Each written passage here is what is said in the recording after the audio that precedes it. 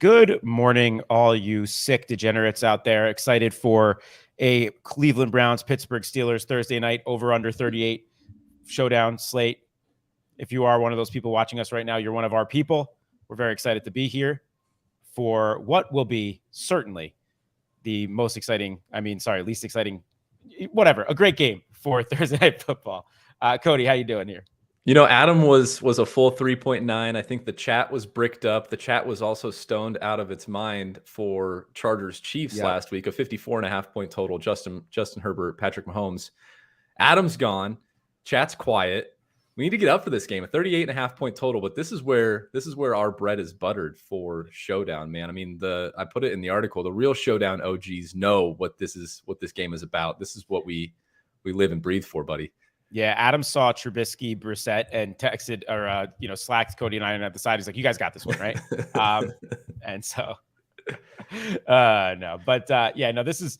I was actually we were just talking a little bit off air, and these are the slates where, as you said, this is where our bread is buttered. I mean, there's a lot to talk through, some interesting ways you can go about it, and even if the football on the field isn't the most exciting, there are certainly some fun contrarian plays for tournaments. The defenses and kickers will be involved. Probably less quarterbacks than we're used to, so. Certainly a lot to talk through.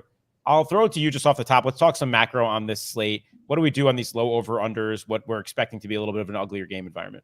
Yeah, I think the biggest takeaway with these low over-unders, if you think that it comes in at the 38.5 point total or even under, you really want to emphasize the guys that are going to get the volume, and then also the guys that have real legitimate red zone roles and touchdown opportunities. Obviously on PPR-friendly DraftKings, the PPR scoring is de-emphasized in games where there aren't going to be a ton of plays, where there aren't going to be a ton of points. You just want to get those guys that score touchdowns. So I'm trying to prioritize those guys, almost playing it a little bit more like it's kind of a FanDuel slate there, where if there's not going to be a ton of points, I know I just need to have the guys that score the touchdowns. And again, if there's not going to be a lot of plays run, then those guys that generally get there on PPR volume alone aren't going to have as many opportunities to get there. So really emphasizing guys that score touchdowns. We'll get into those as we get to position by position. But from a macro perspective with this total, just really give me the guys that have a role near the goal line.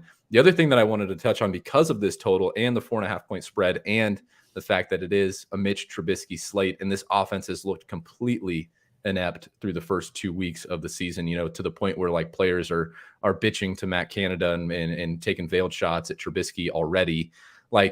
I think that this 5-1 and especially 4-2, as you guys are looking at the screen with this roster construction, which just means 4 Browns, 2 Steelers, or 5 Browns, 1 Steeler, I think those could get steamed up a little bit and actually give us a pretty good opportunity here for this 2-4 roster construction.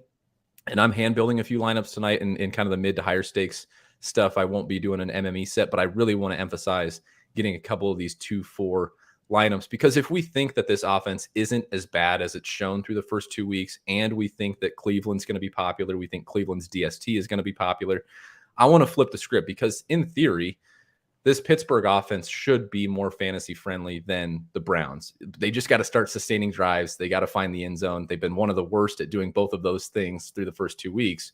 But if they get there, I mean, Matt Canada is a pass rate over expectation guy, positive pass rate over expectation. He's going to throw a lot. They've got receivers and pass catchers that we like. They've got a bell cow running back. There's ways that this team can rack up fantasy points in a hurry. They just got to sustain a couple of drives, and they've got to be able to find the end zone. So I like kind of flipping the script a little bit there. The 2-4 is projected for 22.8% projected ownership right now. I think that could get squeezed a little bit, especially in the stuff that I'm playing, single entry 3 max type stuff. I think that could get squeezed in favor of these 4-2, 5-1 builds. Yeah, I think that's really sharp. And I think it's important to not forget a couple of things when it's, in regards to Pittsburgh. One, Tomlin has them in most games. It's impressive. Yeah. It doesn't really matter what their roster looks like. He's never had a losing season. The guy is a good coach that coaches up his teams and has them ready to play. The other thing is, I get how bad Mitch Trubisky is, but we always talk about this dissonance between real life and fantasy. This is one of those cases in which, he has not been good this year, but previously, on Chicago with also really bad teams, the guy was able to produce fantasy points. So if they're able to get the ball rolling and, establish some sort of identity in this game, I would not be surprised to see Pittsburgh's offense maybe surprise a little bit more than we would expect. So I think it's sharp to flip the build there. Yeah. And I mentioned I'm going to be building a few teams, hand building probably 3 to 5 GPP lineups. I will have a 5-1 team because I do think that there are outcomes in this game where like Cleveland just is dominant. They've got the D-line, O-line mismatch. I think Jacoby Brissett's a better real life quarterback, and they could just get off so many plays. If Pittsburgh isn't able to sustain drives, it could just be this rushing attack where like we see 20 rushing attempts for Chubb and 15 rushing attempts for Kareem Hunt. So I want to have that, kind of within my lineup portfolio. And if you guys are MMEing, I would try and force some of those on each side, some 2-4s to get those outcomes where Pittsburgh is a little bit more efficient and they can sustain drives, and the 5-1s where where you can capture those outcomes where they're really inefficient and you get these huge Nick Chubb / Kareem Hunt games. Yeah, I agree with that. And the other thing is like I'm a narrative situational type guy. Like I believe in coming off losses. I believe in rest and all that kind of stuff. Obviously, Cleveland couldn't be coming off a more, embarrassing, devastating loss. They're going back home, and or I guess they were home last week too. But they're home against a division rival here. I think that's certainly in the range of outcomes. Also, that they kind of lay the smack down. But we'll see.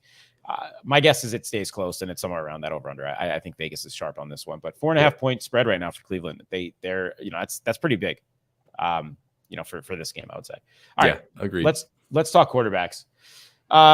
You mentioned Brissett. Yeah, I think he's 2,000 more than Mitch on DraftKings. Looks like total ownership he'll come in a little bit higher as well. A little bit cleaner stack options, right? We have pretty much Amari Cooper at the top. Donovan Peoples-Jones is a very clear number 2. We'll talk about those guys. And Njoku there, and then Hunt. Pittsburgh's got a ton of guys you can choose from. You got to kind of figure that stuff out. So you have a preference on these guys? I mean, obviously, in these type of game environments, we prefer defense and running backs probably, but how are you using the quarterbacks? Would you be coming in under, over the field? What are your thoughts? Yeah, man, it's interesting. And even in these low total games, the quarterbacks still find their way in the flex at a very high rate, probably at an equal rate to their ownership tonight. So I kind of want to make sure I still have exposure to those quarterbacks because, the scoring's got to come from somewhere. Even in low scoring game environments, they're still going to be involved. What is most interesting here is the captain ownership. When I did first run of projected ownership was still pretty high, 7.8% for Jacoby Brissett, 6.8% for Mitch Trubisky. Like, I think I want to come in under both of those. I know that they're going to pop as decent point per dollar values because the salary is so low. You got $8,800 for Jacoby Brissett, $8,600 for Mitch Trubisky. I talked about the DiNucci line, where like the bare minimum that DraftKings will price a quarterback is $8,400. These guys are right at the DiNucci line, man. Like DraftKings is not giving any of these guys respect. So I want my exposure to them in lineups in the flex. I will come in underweight in captain, and which one makes a lineup is kind of dependent on how I think the game plays out. Obviously in games where I'm going that 2-4 with 4 Steelers, I want to have Trubisky more likely in that lineup than I would Brissett, and vice versa. So no captain for me for either of these quarterbacks in my hand builds tonight, but they will be in my flex. And similarly, when we get to pass catchers, like if you're rostering one of these pass catchers, I think you still want one of these quarterbacks paired with them most often. Yeah, I agree with that. Yeah, it's actually something to note. I think Jack Miller just put in our Slack some note about the weather tonight, and I didn't realize that it was even really much of a thing, but supposedly one of the worst weather environments on the slate. 20-mile-per-hour sustained winds with up to 30-mile-per-hour gusts. That's big. Wow. That is definitely impacts downfield throws, impacts kicks, all that kind of stuff. I think it's worth noting. A lot of more keeping on the ground. I think I have a slight lean towards Trubisky for that, just maybe he runs one in type of thing. But yeah, I'm with you. I would be under on both these guys and play into the now bad weather narrative, ugly game narrative, defense first, run first narrative. I'd play into that. I think it's fair. Yeah, that's fair. That could play into the efficiency stuff as well, but it could also play into just coaches' mindsets, right? Like Stefanski's already a guy that wants to establish the run. I don't think Tomlin has any issues wanting to do that when he's able to, assuming the game stays close, and Matt Canada the same way. The weather, as much as it could impact efficiency, I think could impact the play calling more so too. So, gosh, that's frustrating. I wanted to get into those Trubisky stacks because I thought they were going to be super low owned, but man, the weather is a little bit of a concern there. 20 miles per hour sustained is a big deal, and 30 mile per hour gusts is a pretty big deal. Yeah, I wouldn't be surprised if we get like 60 combined carries between between Chubb, Najee, and Hunt tonight, and then throw in Jalen Warren in there too. We'll get to running back here in a second, but I wouldn't be surprised.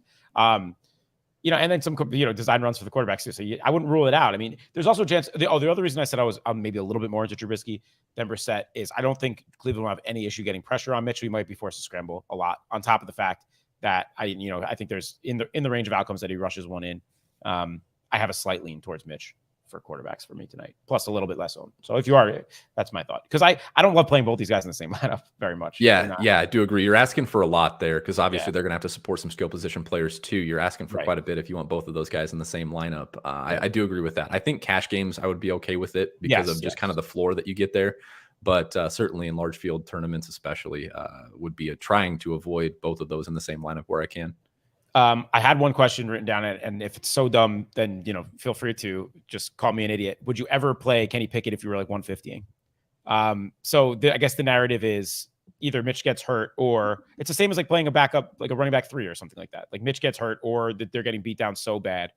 That's what I'm saying. I don't know. I'm not 150ing, but I would maybe hand build like 2 of 150 with Pickett. I would consider it.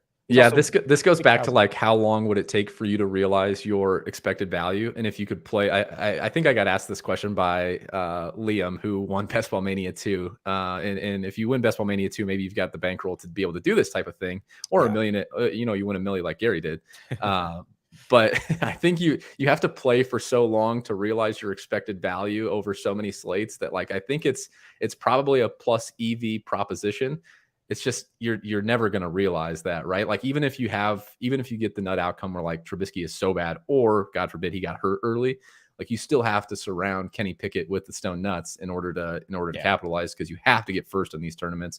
So I would not be doing it, but I understand that like, hey, there's the narrative that he could get benched, or obviously there's always the injury stuff there too. But even in a half, like does Kenny Pickett get there? And if he does, do you get the right pieces around him? As always, Cody with his true Midwestern charm, way too nice to me. Could have just called me a complete idiot. I broke it down nicely. All right, let's go to running back here. Nick Chubb, obviously, for whatever reason, we don't love to draft this guy in the offseason. I kept avoiding him in the second round, early third round. I don't know what it is. He doesn't catch passes. It's not sexy. But I think a lot of us at this point probably can agree that he's the best pure runner in the NFL. We saw him have 3 rushing touchdowns last week. He's priced up as the most expensive guy on this slate at $12,000 for good reason. People have had teams have had no lack of success running on Pittsburgh so far this year. I mean, and now with the weather, all things point to Nick Chubb just crushing here, right? Yeah, it's a tough thing to get away from. Certainly in cash games, going to have the highest floor and highest ceiling too, for that matter. The price tag is tough, but I don't think it's impossible to fit, because the skill position players that, as we'll get into, in that 4, 5, 6, even 7K range aren't all that more appealing and really don't profile as that much better point per dollar plays. So you can just drop down to the 3 to 4K range, get up to Chubb, and feel comfortable about the floor that you're putting in your lineups for cash games, especially. Now with the weather, obviously with the performance last week, with the total, with the 4.5 point home favorites, like I think Chubb is going to be massively owned and could be outsized even more so than we have projected there. And if you just look at the utilization metrics at kind of a surface level, and shout out to Dwayne McFarland, who's writing for PFF and Fantasy Life, Matthew Berry's company there. He puts together a really good utilization report for those companies each week. Chubb has a 55% share of the team's rushing attempts, just a 7% target share, 15% share of short down and distance, and 25% share of 2-minute offense. Like you combine all that, and it doesn't seem like all that great of a profile for Nick Chubb. But then you have to realize that this team is getting off a massive amount of plays, and they're getting off a massive amount of rushing attempts, which is going to lead to like a 20-touch floor almost for Nick Chubb, especially in a game that profiles like this one. So I totally understand it. With all of that said, but in lineups where I think that maybe this game plays a little bit closer than projected, or Pittsburgh comes out with a dub, I have no issue Xing out Nick Chubb in those builds. And I talked about those 2-4 Steelers heavy lineups. I would probably not have Nick Chubb in those lineups. So yeah, it's a scary fade, especially on a slate now that could potentially have some weather. But it's one that I'm trying to get behind, where his projected ownership, especially in the stuff that I'm playing, could be 75, 80%.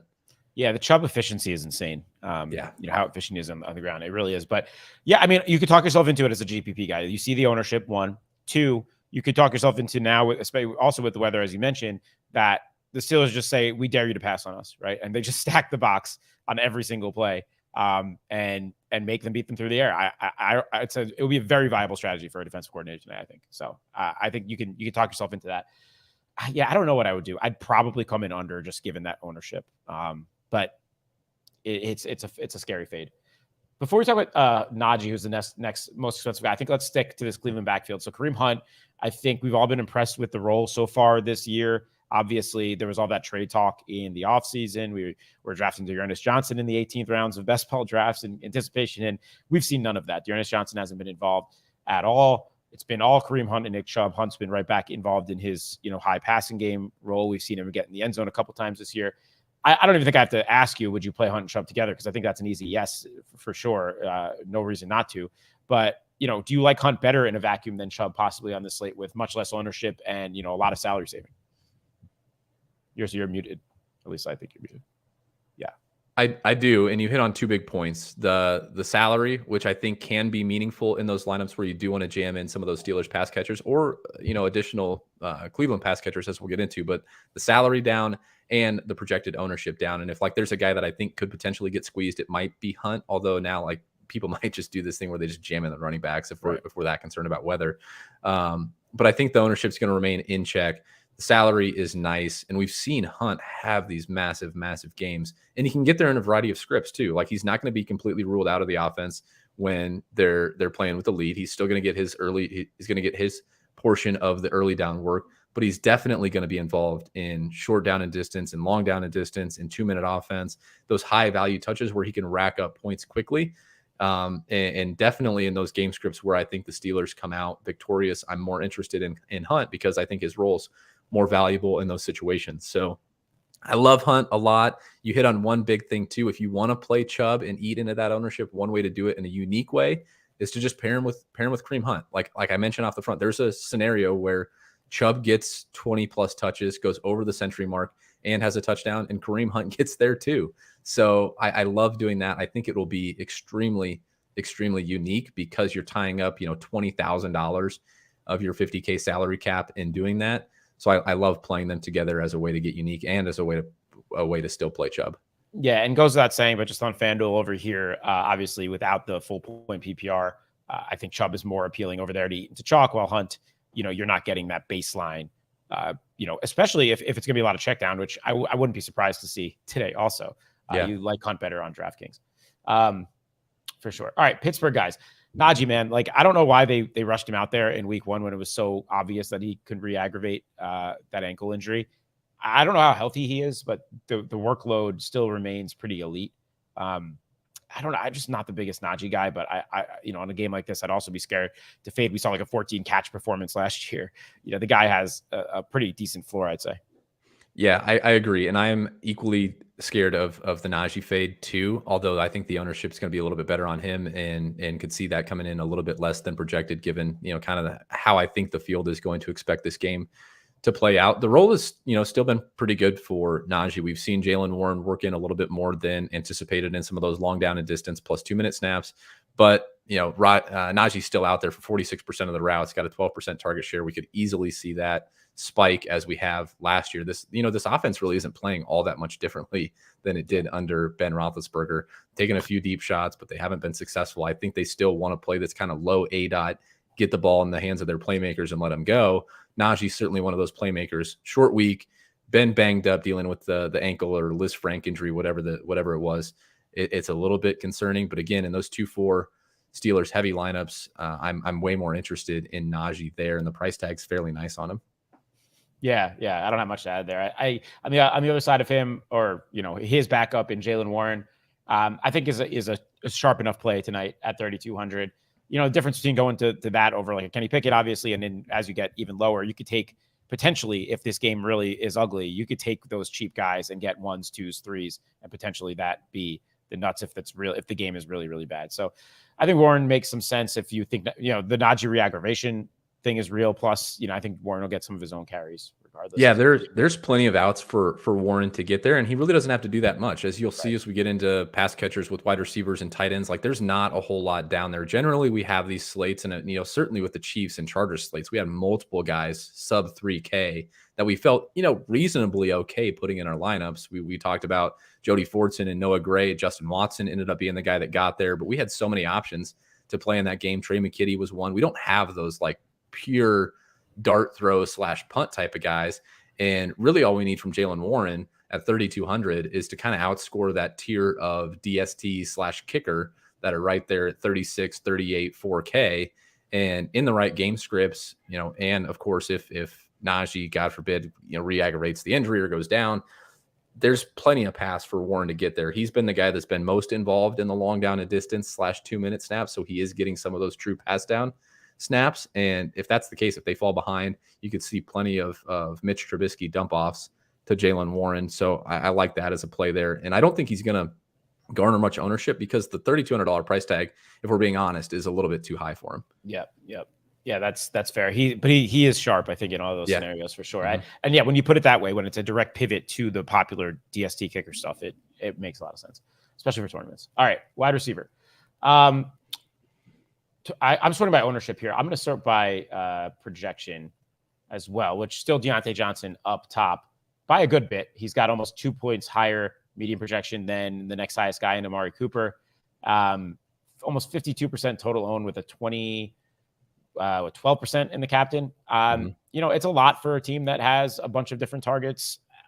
But I still think he's the most talented receiver in that room.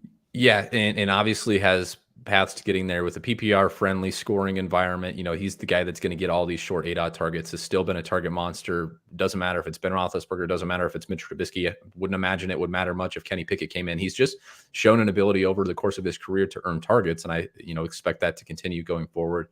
It is a bit rich in those outcomes where you think the Steelers struggle to sustain drives as they have through the first two games. There are paths where there's just not enough play volume here for Deontay Johnson to pay off the tag if he doesn't score a touchdown.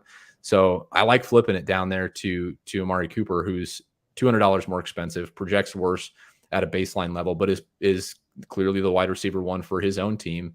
And if that team is passing a little bit more than we expect, maybe there's certainly paths for Cooper to get there. I think the ownership on him is going to be relatively muted. I like that as kind of just a direct price pivot there. Yeah, I like Amari here. I could also see it going where, hey, we look at him as our best pass catcher in our offense. Let's get the ball in his hands. Short 8-out routes for him more than he might be used to in a game like this tonight. But I think once you get the ball in his hands, you don't know what could happen. He's looked pretty good the past 2 weeks. I think we all underrate Amari Cooper at this point. He's in an ugly Browns offense, obviously. But he's still a pretty darn good wide receiver. I think that makes a lot of sense as a pivot off Deontay, especially with lower ownership. Next guy down there, Claypool. I think I prefer Claypool in a vacuum to Deontay. Just you're saving $3,000 for from a ceiling perspective for tournament plays. You can bump up that ceiling projection a little bit in your runs. And what are we going to get out of the coaching staff? You mentioned in your article. I know Silva mentioned in his. Week 1, we get 6 carries from out of this guy. It looked like they were using, Deebo Samuel-esque. And then last week we got nothing. If we're trying to keep the ball on the ground, every single play of this game, I would see them maybe giving him a couple more carries this week. Screen passes, bubble stuff, end arounds, weird stuff with Claypool, I think, could be coming tonight.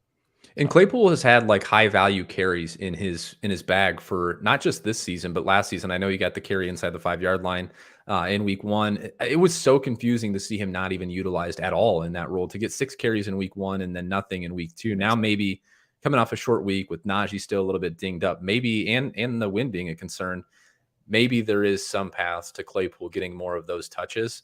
And I think one interesting way to play this, I know the field has started to more universally set those captain, wide receiver plus quarterback rules. And I still think that's correct. But guys like Deebo, guys like Chase Claypool, these guys can get there if they're getting those touches on end arounds, on pitches, on things like that.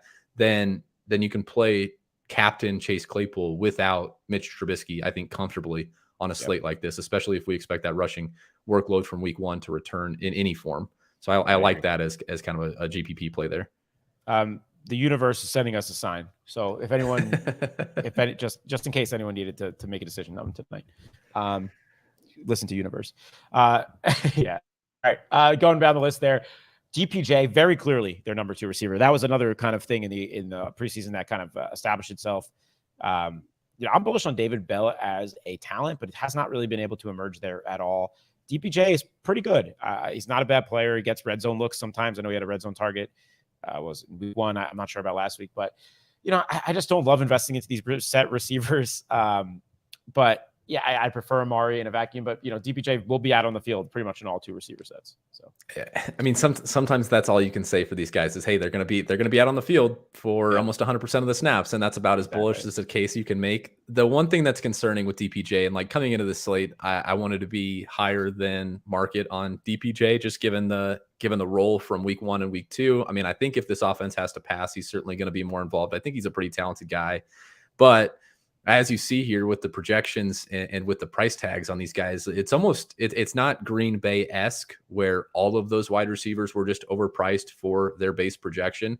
But a lot of these wide receivers are overpriced. And I think Donovan Peoples-Jones is the one guy who isn't overpriced for his base projection. And because of that, I think that ownership could get steamed. We have 24.1%. I'm trying to project a kind of a median/mean outcome there. I could see that coming in closer to 30 to 35 because you just see it's like a barren wasteland below him. I know some people will want to go to George Pickens, we'll get into next, but like the 5K price tag on DPJ is relatively nice given the other options on this slate. So I could see ownership getting outsized on him. Yep. Yeah, I was ready to come on this slate and touting Pickens. And I know we took an under on his reception stuff tonight, which is probably looking even better now. And because it's basically he's running wind sprints out there. Yeah. And in my thought, and I think you hit on this well in your breakdown as well. Like I'll keep betting on those in a 1-game environment, right? Eventually it'll hit. And probably at 4,800, all you need is the 161 and you'll get there, right? Like the one Exactly. catch, 60-yard touchdown and we know the guy's talented. He's out on the field. It's just not producing. It's just not, resulting in production yet. I now with the win stuff, like it's going to be very hard to push the ball downfield. So I would be scared off a little bit, but I still think he's going to fall through the cracks a little bit too much tonight. Yeah, I'm going to stay steadfast in my love for George Pickens. He buried us. He carried us throughout various slates during the preseason. We know that this guy is a talented dude. He obviously earned the role. He's been on the field for 92.3% of dropbacks. He has been running wind sprints as evidenced by a 21.5 ADOT. 4 of his 6 targets have come 20+ yards downfield. I just don't want to. I don't want to give up, and I know the wind is a concern. I know that Mitch Trubisky is atrocious at getting the ball downfield and hasn't looked good through the first 2 weeks. But I still want to keep banking on this, and especially if we're going to get paid off with extremely low ownership, as I think we will. It's right at 20% right now with the wind concerns, with the field's aversion to rostering guys that are putting up bagels. I think that maybe Pickens comes in even closer, like 15%, which on a showdown slate, a dude that's running around a 92.3% of dropbacks, has this massive ADOT. And like you said, especially in this type of game environment where he just gets 140 and 160 and 1, any type of box score like that is going to be slate winning. Yep. So I'm going to keep signing up for George Pickens. Yeah, we're in agreement there. Any punt guys here that you're interested in at all? Since I'm not MMEing, they're of course not going to be in my 3 to 5 hand builds that I'm making, but you have to have these guys in your pool. Yeah. David Bell, Anthony Schwartz, even the Gunnar Olszewski, Miles Boykin guys need to be in your pool. If you're running 150s for the large field stuff, you have to have a little bit of a sprinkle of these guys. We saw it with Justin Watson being the guy that you needed last Thursday. David Bell and Anthony Schwartz more so than the other two, because like Miles Boykin's only run 2 routes, is the only other wide receiver to have been targeted on this team for Pittsburgh. But they certainly need to make your pool. You need to mix them in. Definitely a max 1, not only of just each individual guy, but like a max 1 of those 4 in total. Yep. Agreed there. Yeah. I was going to say the same thing. If you're going to, you got to go to these Cleveland guys more than these Pittsburgh guys. Yeah. The Pittsburgh route tree is just so set in stone, including as I transition over to tight end, Pat Freiermuth, because his stuff's looked really good, his target share and everything like that so far this year. And maybe he's a little bit of a safety blanket. I don't know, but the salary is also reflecting that he's 7,000. 1,800 more than David Njoku and the next guy. I like Freiermuth as a talent. I'm pretty bullish on him overall. We've seen him be, plenty involved so far this year.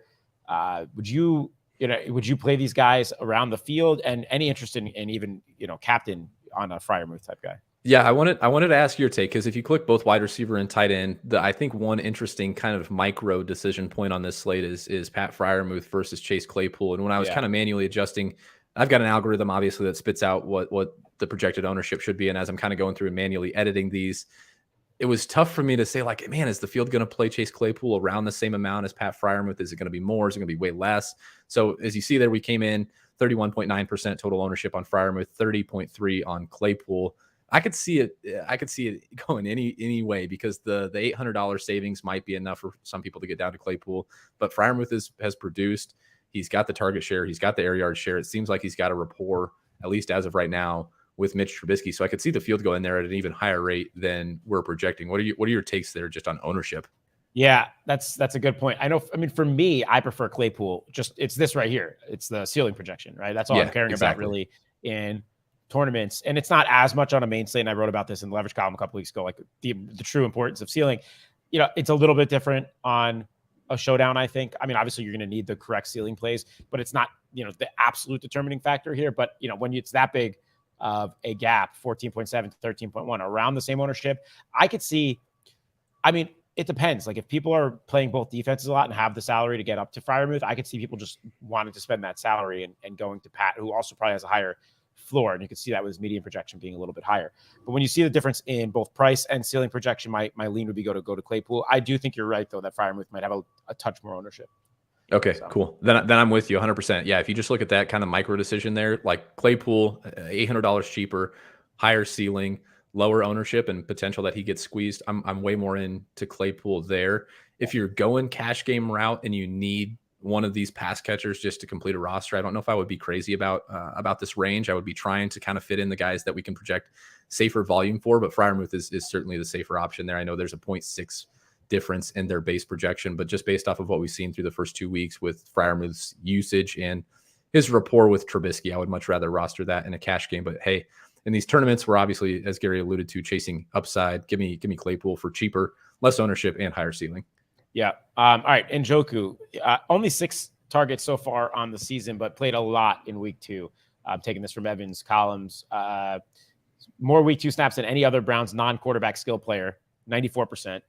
Essentially operated as Cleveland's number 3 receiver behind Cooper and DPJ. I was definitely an Njoku guy coming into the season. I was not getting scared off by the ugly week 1. Was more involved there. We haven't seen in week 2. He's not seen the production yet, but I think a big Njoku week is coming sooner than later. I don't know if it's in this game, but I would definitely be willing to take my shots on Njoku here. Yeah, I was really excited when no disrespect intended towards Harrison Bryant, but I was kind of excited when it was looking possible that Harrison Bryant might miss this game with an injury. He's now been a full participant in practice, so we're not going to see the full-blown mega David Njoku usage that we kind of would have hoped for had Harrison Bryant been out. But I'm obviously still bullish on David Njoku as a talent, as an athlete. Right. And we talked about it off the top. If you just need if you're kind of emphasizing touchdowns here, because the play volume might be muted, because the overall scoring environment might be muted, Njoku's certainly a guy. And Brissett is a guy that likes targeting these big-bodied tight ends near the end zone and in the red zone. We've seen that through the first 2 weeks. Harrison Bryant had 25% of the end zone targets last week, as did Njoku. So we know that those targets are going to be funneled to that area of the field. Yeah, I like Njoku at projected ownership and at current price tag. Yeah, ceiling's just so much higher on Njoku. Like, I'd be more interested in Bryant if he was like even that Gentry price of 3,000. But yeah, at 4,600, I'll just keep taking my shots in Njoku, even into more ownership. It's not like it's so outsized that I feel, I got to fade there. They paid the guy. He's athletic. He's talented. I know we've been saying this for years and years now with David Njoku, but I like him, especially on these single game slates for sure. So you just mentioned Bryant. I don't know if you have preference on the punt tight ends. I guess it's Gentry as the tight end too. There is the only other guy we even have for a projection. Yeah, I think Gentry, like the other wide receivers, makes your pool. You include him in that group of David Bell, of Anthony Schwartz, of those 2 Steelers guys. You include him in that group of max 1. There's just really thin paths for multiple of them getting there. And if you set some rules in your optimizer, it might try and force in multiple of those guys. So definitely a max 1 rule. Wanted to ask your thoughts on this question here before we move on from tight end.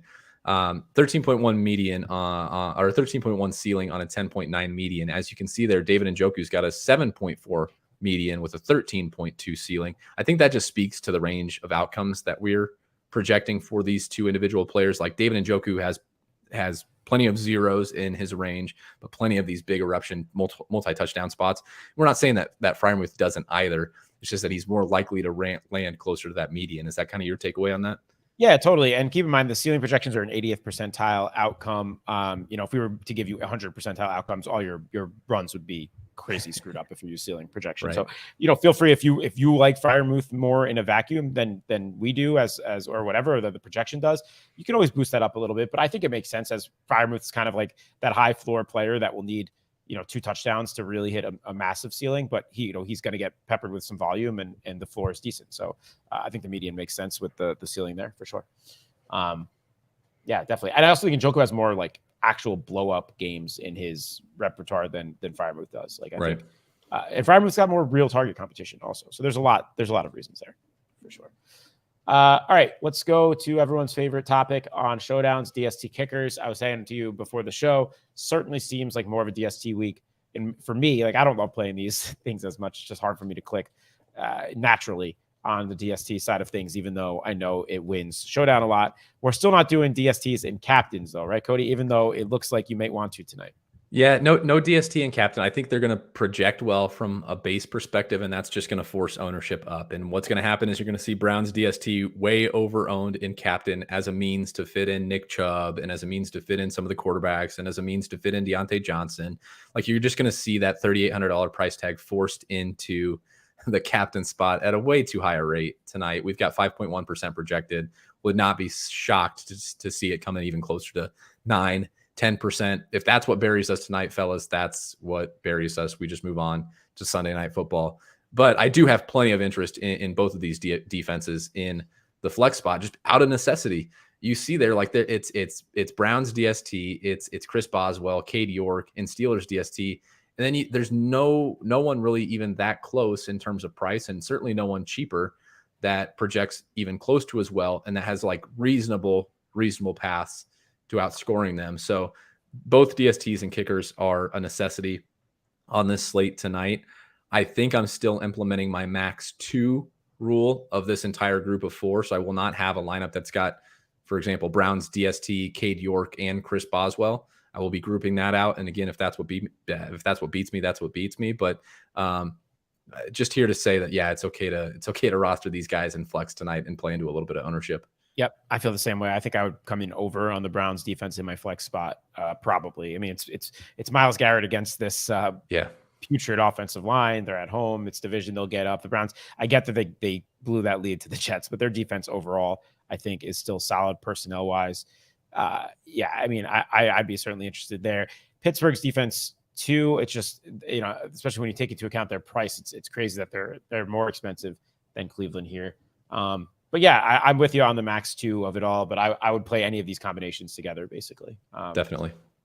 And they all make sense. The kickers, if you keep an eye on the weather stuff, because I know we've mentioned it a lot now, but if that's actually sustained 20 miles per hour with 30 mile per hour gusts, the kickers will be way less interesting. Yeah, agreed. Their floors go way down at that point. So we're normally in this game, I'd love it because I don't think these teams are very talented enough to get to the true red zone opportunities. The weather, that's one of the things weather can truly screw up. Yeah. All right. Before we get to questions and flags, I haven't really looked much FanDuel side of things. I don't scroll down over to FanDuel here. Just looking like quickly at salary stuff, anything that stands out to you. I mean, Claypool also similar thing at the Freiermuth Claypool decision over there. He's 500 less than Freiermuth. Defenses are the same price over there. York's 1,000 cheaper than Boswell. DPJ seems like a decent value. Pickens also seems like a decent value, as does Njoku. Yeah, I don't know if there's any major takeaways for me. I mean, just some really strange pricing things like Cade York, $1,000 cheaper than Boswell seems a little bit bizarre as they're the favorites with a higher team total. Defense is being the same price. We just talked about it on DraftKings with the Steelers being $600 more expensive over there. The fact that they're the same price on FanDuel might shift ownership a little bit. You mentioned the point on Freiermuth Claypool.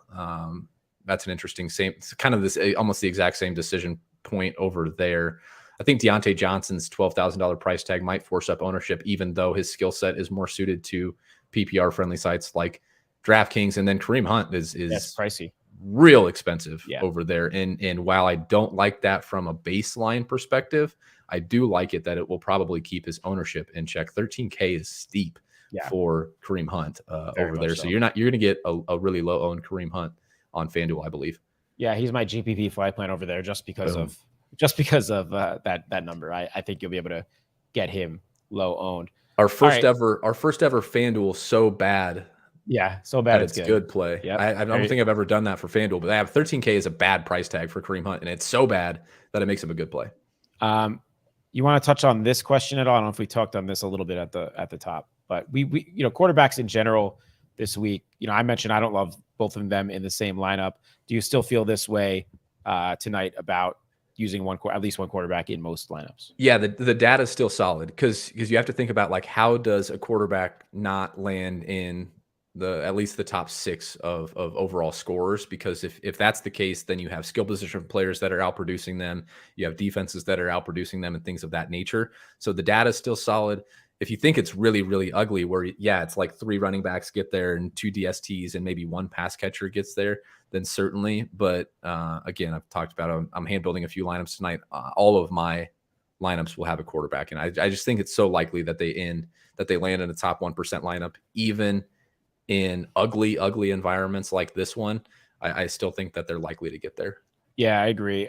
Usually when I MME Showdown, I lock a quarterback in every single lineup. Even I don't know if I would make that same rule tonight, just because of I think the wonkiness that this can go. But I'm with you. I'm going to hand build a couple, and quarterbacks will be in every single one.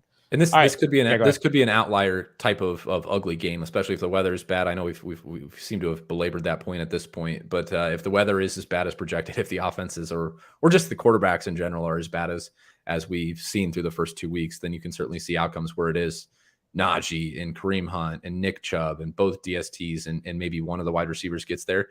That wouldn't be a crazy lineup to me at all. Yep. Agreed there. If you have another question, feel free to get it in while we do flag plants. But Cody, I'll give you the honors.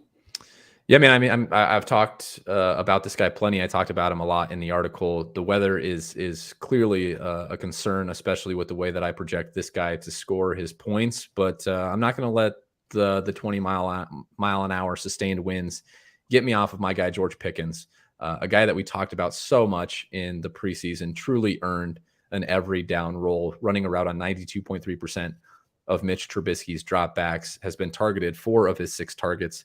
20 plus yards downfield, 21.5 ADOT. In this type of game, we might just need one. Just give us one, George. 1 for 60 and 1. Be in the optimal lineup, please, one time. I hope ownership gets squeezed as well. So we might get a 15% owned George Pickens, and he's going to catch one of those long ones tonight. Agreed there. I like Pickens a lot. Between 2 or 3 guys here for me. I'll stick to a tight end flag here. I'm going to go David Njoku. I think the ownership's really fair. The ceiling, I agree with the ceiling projection there. The price is legit. As I mentioned, less target competition than Freiermuth. And I think, again, one of these big games is coming for him. Even if we just get a little bit of a higher floor game from him coming soon, I think for sure. Especially if lower ADOT type stuff, I know he could be a higher ADOT type tight end because he's athletic, he can go down the field. But if we're expecting some lower ADOT stuff, I wouldn't be surprised to see him be the guy that is a safety blanket for Brissett tonight. And then it takes one of falling in the end zone. We saw that snap percentage last week. We'll get targeted in the red zone if they're able to get down there. I like Njoku tonight. We're getting questions about wind direction. I think that's our sign to wrap it up. So flag planting 2 pass catchers in a game with a 38.5 point total that's got 20 mile an hour sustained winds is very much on brand for I almost flag planted Jaylen Warren. I'll say that. So okay. I like that shout too. Okay. All right. Good luck everybody for this Steelers Browns game. I don't think we're gonna have a Sunday night showdown show. I'm away for Jewish holiday. Cody's going to Vegas after this, so But we'll be back for Monday night for sure, which is Giants Cowboys. Very exciting for me. Really pumped for that game. That's gonna be a good one. Giants. Yeah. All right. Best of luck with Showdown tonight, everybody. Hope you all crush it.